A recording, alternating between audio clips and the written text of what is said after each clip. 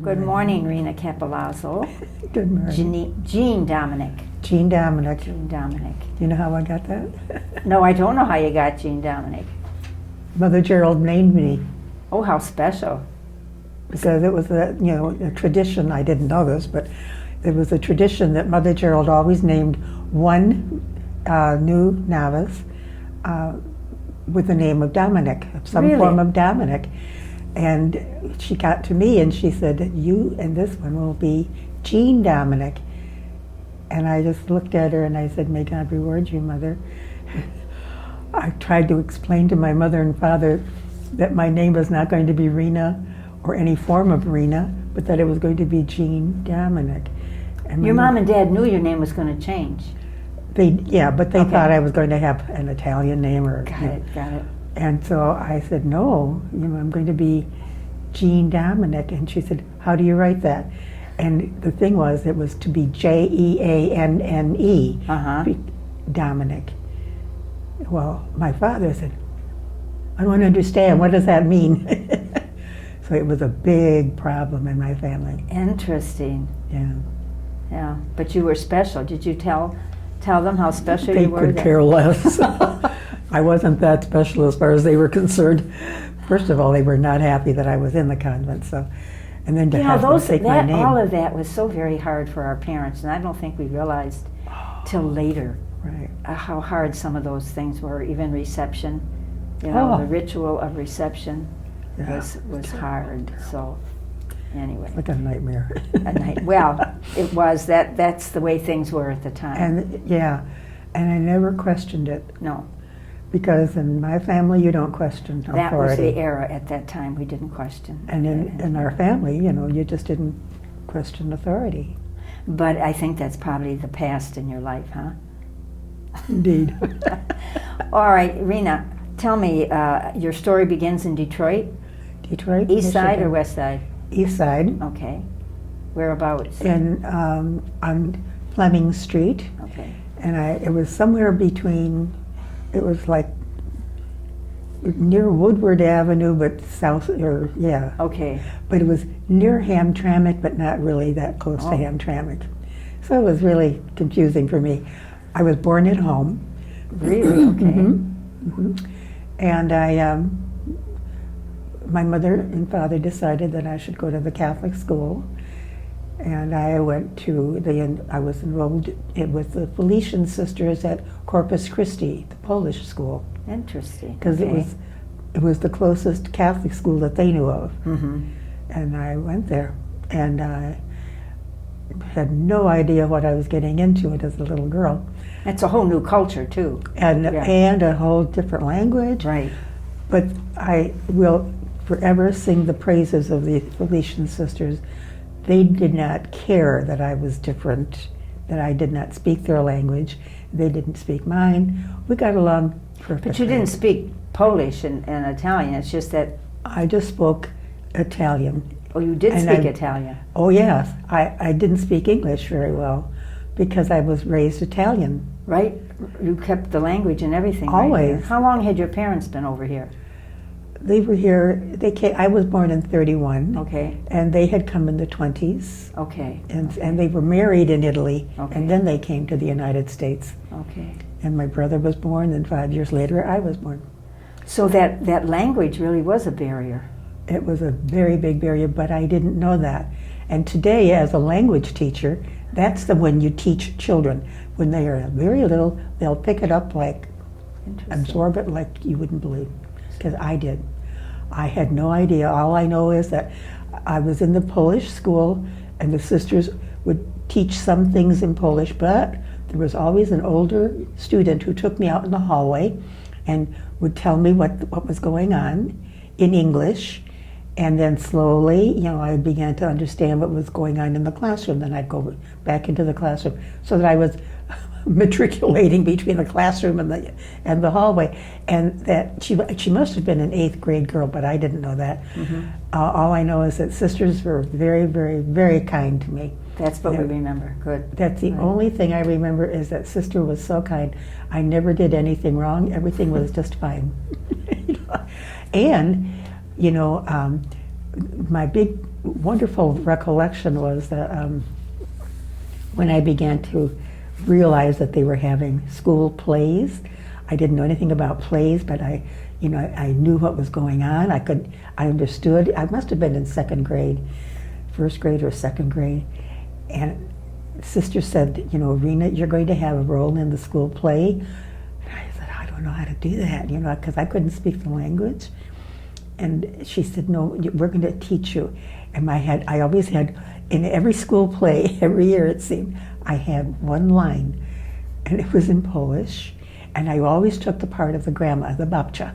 Babcia. Mm-hmm. Mm-hmm. And so I was the babcia, and when I didn't have to say anything, babcia was always consulted, and I would say. Very good. Mm-hmm. All right, so you went there to grade school. Grammar school. Grammar school. And I'm And sure then you we made some moved. friends. Oh, you moved, okay. Then we moved from the east side to the northwest side of Detroit, and I lived on Fenkell and Stansbury. Mm-hmm. All right, And I went to St. Francis de Sales for 1 year. Mm-hmm. And they were completely different because I was still wearing my hair in braids. I was still wearing long stockings, brown stockings, which was the norm at Corpus Christi. And, all of a sudden these girls were wearing anklets, and I never saw that. I didn't know what that meant. Why were they dressed like that? And they used to have sweaters, and they used to button their sweaters in the back. And I thought, I couldn't figure that out. But that was the style. That was the style, not just for the Polish. So I thought, my goodness, this is terrible. And I didn't understand the sisters. I didn't. And what kind of sisters were at St. Francis? IHMs. Okay, from Monroe. Okay. And they were very, they could care less who I was. And they were not interested in helping me as were the other sisters. Mm-hmm. So, I just was But you must have learned quite a bit of English by then. because of the Felicians, because the Felicians were terrific. I learned how to diagram. I learned how to speak English. I went gangbusters in English. Mm-hmm. Yeah. I began reading and writing, and because they really concentrated on English. That's great to hear that about the Felicians. Have you been ever back to find any of them, or I haven't been back, because when Madonna? we moved, then I Yeah. kind of dropped out. Yeah. But I loved them dearly. They were so good to me. Yes, I can get that very much. They were I very special. Really did. They were very, very kind. Mm-hmm. No And so matter. then you went to St. Francis de Sales only for a year? 1 year, because I got into all kinds of trouble, and I just What, you got into trouble? What do you mean? I skipped school 3 Okay. times, 3 days in a row. I just really, I hated school. I hated the sisters. Okay. Because Okay. I couldn't talk, nobody ever talked to me. I was always sitting, Sister sat me in the back of the classroom between some boys, and at one point I had to have my parents come to the convent because they said, there was a problem with Rena. And the problem was that, I was boy crazy and I didn't know anything about boys. Oh, they said that? Yeah, the sisters said that. Mm-hmm. And my mother just about went right into orbit. My father said, does she know boys? I mean, and these 2 guys who were sitting next to me were boys, and they were the only ones who talked to me. So I used to draw funny pictures and would pass them on to these 2 guys. And, Sister was just always scolding me, and I failed everything. So your parents hopefully took that as a sign to get you out of there? No, I begged them if I could Okay. please go to Cooley High School. Oh, Cooley, right. And so my father said, no. My mother said, excuse me, no. So I didn't go to Cooley High It's School. kind of a famous school on that side of town. But they didn't care. I was going to go to the Catholic school. Oh. And my mother came home one day, came into the house, and she said, I found a school for Rena. It's a new school run by the sisters, and it's called Our Lady of Mercy High School. Okay. And it's on Southfield. Yes. And I died. I said, where is it? And so you have to take 2 buses to go there, and you're going to go. And my father said, that's right. That's where you're going to go to. I couldn't believe it. But I said, well, whatever. So I went over and enrolled with my mother. And I said, my mother can't afford this. And Sister said, none of the girls' mothers can afford it. So all the girls are going to be working, and you are going to work also for your tuition. Smart. And I said, I don't know how. What am I supposed to do? And she said, well, do you like to read? I said, oh, yes. And she said, do you like to write? And I said, yes, very much. So she said, well, we're going to put you in the library because we're opening up the new library, and we need girls in the library who can put the books in order and stuff. And so she said, so I'm going to put you in the library. I was ecstatic because all I could think of was, wow, I can read. And so that was my first job at Mercy High. And then of course I met all the girls, and I fell in love with everything. Oh, that's wonderful. I just was totally in love with Mercy High. And the nuns, again, were so good to me, so kind. But they were kind to everybody. Yeah. And we were all new, we were all different. I wasn't the only Italian. There were other Italian girls, and it was just great. I loved them. So you had a nice high school and you didn't skip school? I never skipped school. I very eager. I was always on time for classes. I was very involved in school. And your parents were probably very happy. Oh, they were relieved. Yeah. Yeah, my grades went up.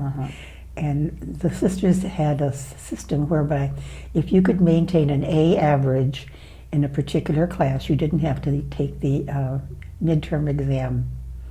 Well, the kids that I hung around with, that was our big aim. We're not taking any midterm exams. So we killed ourselves to make A's in our classes so that we wouldn't even have to go to school during exam week. So and we did that, and we maintained the A's in all of our classes. And then we could go, what we did was we would get together, we'd go to Canada, and our mothers would pack all kinds. They'd take you? Well, no, a couple of the girls had cars. Okay. And and I think there were some older girls who came with us. And we would go to Canada, and we were supposed to bring food. And Mama would always make big casseroles I'm sure, Italian spaghetti, Mama. And they were always real happy. And so we would go to Canada, and we would go in at exam time. Well, the gals in school were dying, and they were taking their midterms, But we were having a great time. Oh, that's good. A little back at your home life, an Italian home life. I think some of us Very have. Italian. Yeah. Very Italian. My father. What's some special memories you have of your home life? We didn't celebrate the celebrations or the holidays like the American kids did in our neighborhood. For example, for Christmas, we celebrated the Three Kings. That was the big thing. I had no family. My only family were my parents and my brother. Okay. All of our family was in Italy. So at home, the big thing was whenever we got a letter from Italy, the four of us would sit down, and my mother would read the letter, or my dad would read the letter, and we would talk about Italy, and that's how I learned about my aunts and uncles, etc. My godparents were very important in my life. They were a couple who had grown up with my mother and dad in Italy, and they were married in Italy, just like my parents. And they were not relatives, but they were my dad's the man and my father were best friends. And so when they got married, they brought their wives to America, and we became very, very close friends. And they then were our godparents. Nice. But we never had, relatives. And they didn't have relatives either. It was just their family. And they had three kids. So we did everything together. And one of the funnest things as a kid growing up was that we used to go to Kego Harbor Yes. in the summers. And my mother would pack all kinds of food, all the Italians, all the Venetians in our area who were friends. Venetians, your parents were from Venice? Yes. Okay. And all of our friends were Venetians, you know. And so the mothers would pack all this food. And I can remember I could hardly wait to get to the lake because I used to put my bathing suit on immediately and jump into the water. I loved it.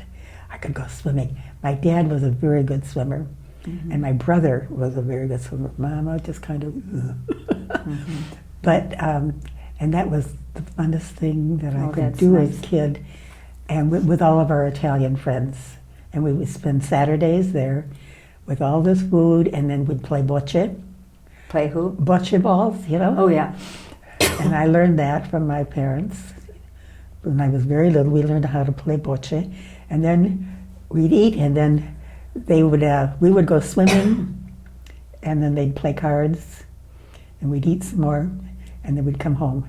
And we always, as a rule, as all of us would gather together, and we'd sing songs, folk songs from our Italian folk song, which is when I learned how to sing all the old-fashioned folk songs.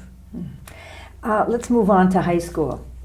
You went to school at Mercy, and you graduated. Where did your desire, did you feel called to religious life? Only when I was a little kid in grammar school with the sisters. I thought they were wonderful. And I thought they were so holy. It was the Felicians. I used to think, and I was so respectful of them, you know. And I think, wow, it must be so nice to be like that, but I could never be like that because they were sisters. And but I often marveled at the way they prayed, and they taught us how to pray. And my mother, when I went to school, it was so long, the distance was so far, and my mother would say your prayers all the way to school, and you won't even know how far it is, you know. And so I would say, but you know, I don't know all the prayer, but say the prayers in Italian. Say your prayers in Italian. So I would say my prayer. And I can remember saying, "Dear God, please don't let the big dogs come and bite me." So you had to walk to school? I walked. Oh. Always. Cold, rain, I walked to school. So you think the Felician sisters But the Felicians were very instrumental? Because they taught us how to pray, and they were very, And then it was picked up in high school because we had retreat days in high school. Right. And again, I was very impressed with the sisters, and I prayed a lot. I remember that. I prayed, and we had a chaplain, Father Burroughs, and he talked all about becoming sisters again. And I thought to myself, you know, the Felician sisters were so holy, and I didn't ever think I could be, but maybe there's a possibility. And that I could be a sister, maybe. So you've had Felicians, you have IHMs, you had Mercies, you are an Adrian Dominican. How did that happen? I'm very vain. I love clothing, outfits, and I couldn't stand anything that I had seen on any of those nuns, despite the fact that I loved them anyway. But I said to my girlfriend one day, I said, you know, I could never wear any of those outfits. I can't be a nun. And she said, they were black. They were all black, weren't they? Yeah. And we were out of school. I was working. Oh. And she says, well, have you ever seen the Adrian Dominicans? And I said, no. What does that mean? She said, well, they wear white. And they're over at St. Scholastica's. That's right. And I said, well, she said, it's right down the street from Mercy, you know. I said, well, I didn't know that. I had also looked at the Little Sisters of the Poor, and they were across the street from Mercy. And again, I couldn't handle that. So anyway, so she said, go over and ring the doorbell and just look at them. And see, they were wearing white. Stop complaining about the nuns' outfits. And I said, okay. So and we were double dating that day. It was on a Sunday. And she said, and don't be dallying because the guys are going to come and pick us up. And I said, okay, I'll be there. And so I went over and I rang the doorbell at St. Scholastica's, and this nun, impeccably dressed, came, and she stood there and she said, yes. And I said, hello. And she said, yes, can I help you? And that sister was Sister Frances Ann Wojcinski, perfectly dressed. And I said, whoa, do you wear that every day or just on Sundays? And she said, wear what? I said, that outfit, that white outfit. And she said, Rena. young lady, she said, are you a Catholic? And I said, oh yeah. Yeah, I went to Catholic school. She said, where? I said, Mercy High, I graduated. She said, well, what are you doing now? And I said, I'm working. Where? In a real estate office. I got a good job. But I like your outfit. And she said, well, come in. I'm on doorbell. Come in, I have to answer the phone. And sit down, I'll be right back. And I said, okay. So I sat down, and I heard this laughter, laughter, laughter, and I thought, well, at least these gals are happy, you know. And then she suddenly returned, and she said, do you drive? And I said, yes. Yeah.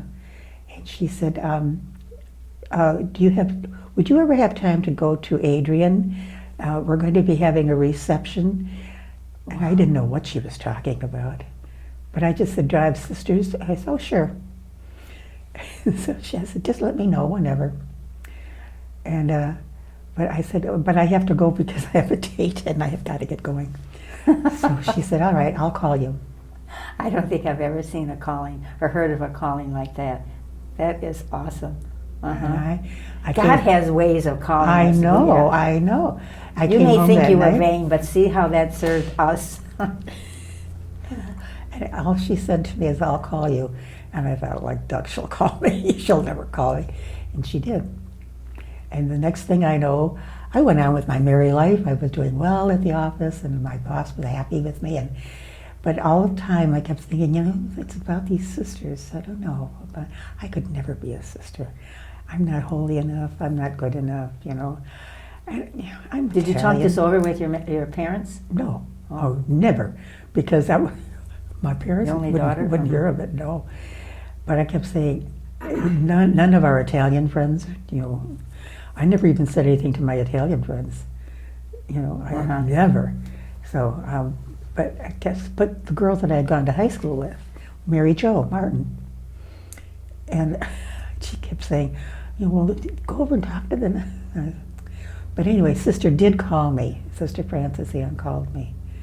And she asked me if I would be willing to go. And I said, okay. So then, you know, I started thinking about it. And I thought, you know, maybe. And so I went.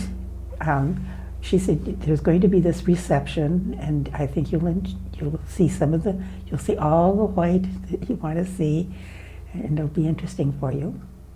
And so I drove the sisters in, and I didn't know where I was going. Drive here, go there, turn here, you know, stop here. And I did. And we got back. I saw all that, and I thought, oh my God, I can't believe it. I saw those nuns walking down the hall. I can't, and there were so many of them, and they were all sisters. I thought, wow. So that's the end of your story. You just must have entered and. Yeah, and then I went back to her, and and she said, well, you know, and then I had to tell my parents. And how did that go? Oh, it did not go over well at all. No, absolutely not. Because my father's first answer was no, absolutely not. And my mother started to cry. Who will take care of us? That's what you're supposed to do. And that's part of that culture Italian. too, the Italian, right? And my brother, smart ass, says to me, your job is to take care of your parents, Rena, and I said, we won't get into that one. Okay, so, but anyway, so that's how I came. So how long did it take them to say okay? They never did. They never did. They never said okay. They just kept saying, Rena, this is not going to work.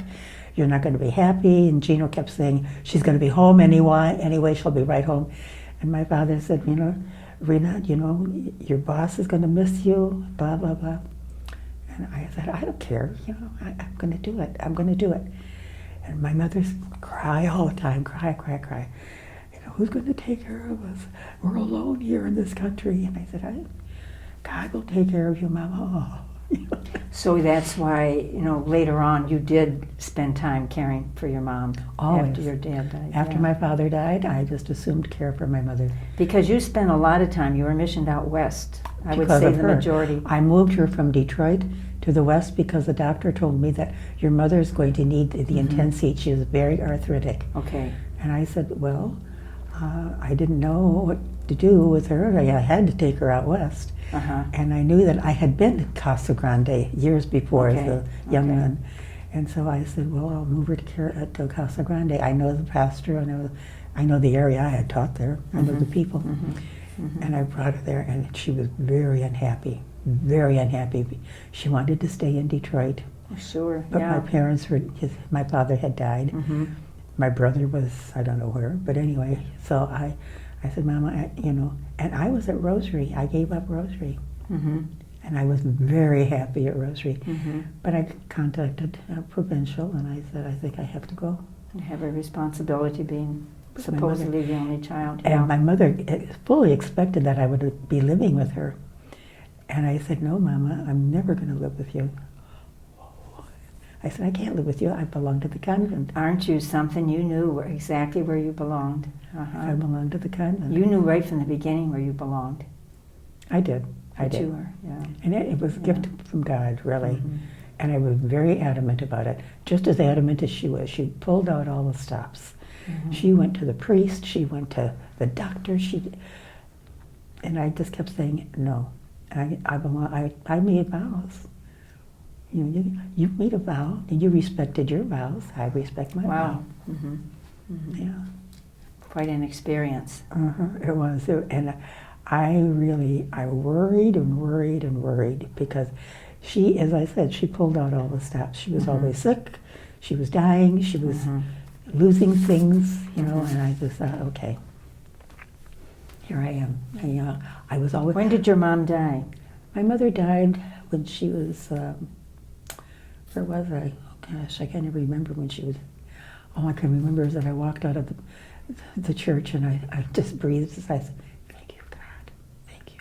Oh, what a blessing. Mm-hmm. Yeah. As much as you missed her. And And, was all and around, but I really did, I did, I loved her dearly. sense of freedom. But I could never go anywhere, I could never do anything. When I was, when Carol Johannes was made prioress, she contacted me and said, I would love it for you to consider seriously going on to school for theology. I said, I can't possibly. And she said, just hear me out. We'll try to get a sister to take care of your mom. If you'd like, she said, I'd like you to think of going to Boston to study theology. And I said, Carol, I can't do that. I would love to go. But I said, number one, I don't have the prerequisites. And she said, yes, you do. Don't worry about that. But I think it would be good for you to go to Boston, start studying some good theology. And I said, I would love to do that. And she said, I'm going to look for a sister. And I said, it'll never work, but go ahead, find and see if you can get a sister who will take care of Mama. She found one sister who left immediately. Judy Apple, was that her name? Oh my gosh. And Judy Apple didn't even come. I mean, Carol asked, invited her to do it or asked her to do it, and Judy said no. She said, no, I can't do that because she'll be leaving the community. Okay. So Carol did you get called someone me. to take care of you? No. So you never went to Boston? I never went on for theology. Oh, Never. Interesting. I have a degree, my master's degree in English Okay. from the University of New Mexico in Albuquerque. But you did a lot in your ministries. You did some parish work and Always, I and always did. Weren't you at parish work. colleges, universities?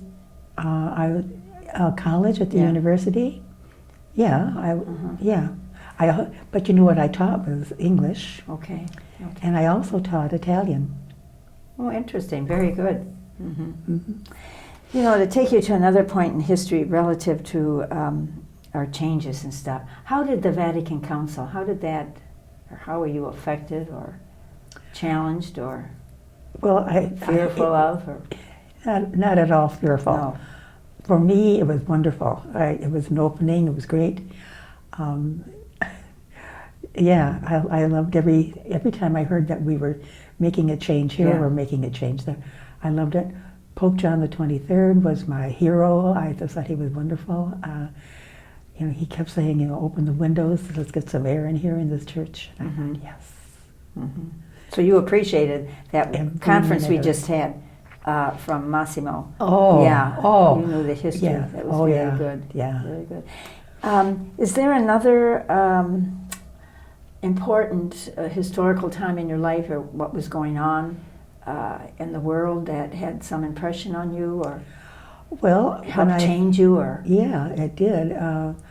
I was missioned in Orange County, California. Okay. And the bishop was Bishop Norman McFarland. I don't know if you knew anything about him. The clergy used to call him Stormin' Norman. Oh, right, I've heard that. Oh, we're gonna have Yeah, that. he was really, but he loved the sisters. And he hired me, it was after my mother died, he hired me as a vicar for vowed religious. Oh, And I loved it. oh, very I good. loved it. I loved it. And Well, Rina, I hate to stop you right in the middle. okay. But see, you wanted to stay for 10 minutes, and we've just begun. But we have to draw this to a close. So, I know you look surprised. We'll get you on the next time around. But is there something that you had hoped I would ask that you could briefly respond to before we close this? You don't want me to tell you. Maybe I do. No. But, I think it's a great idea that you're doing this. But I think, I don't think it's advertised enough. I would like you to advertise it more. I have to ask, have you had your interview yet? Oh, yes. How come I didn't know about it? Well, see, they're on the website. Yeah. And I just never, I wasn't that familiar with it, or I didn't take the time to get with it. I was so involved with being out west, getting my ministries done, I just really didn't pay that much attention. So as far as So you asking see a me- value in the sisters telling their story. So I'm going to take you around with me as I'm inviting them to tell their story. No, don't take Yeah, I'm No. hoping at that big mission chapter we're having in the beginning of November, there'll be an opportunity to invite our women to. Well, we'd have to go there to the faraway places like Detroit and Chicago if we could figure something out. But anyway, aside from that, thank you for your honesty, and thank you for sharing this. Now, it is going to be on the congregation website. It's also going to be on YouTube. So, Oh dear. see, all you have to do is go to YouTube and look up your name. Not for about a month till he gets it, edited and stuff like that. But anyway, thank you so much for your honesty. Very interesting story. This You're part welcome. of your life. Thank you. And enjoy Enjoy your the rest of time the here. day. Yeah, no, enjoy your time on campus. You're Oh, I a delight love to it, have yeah. around.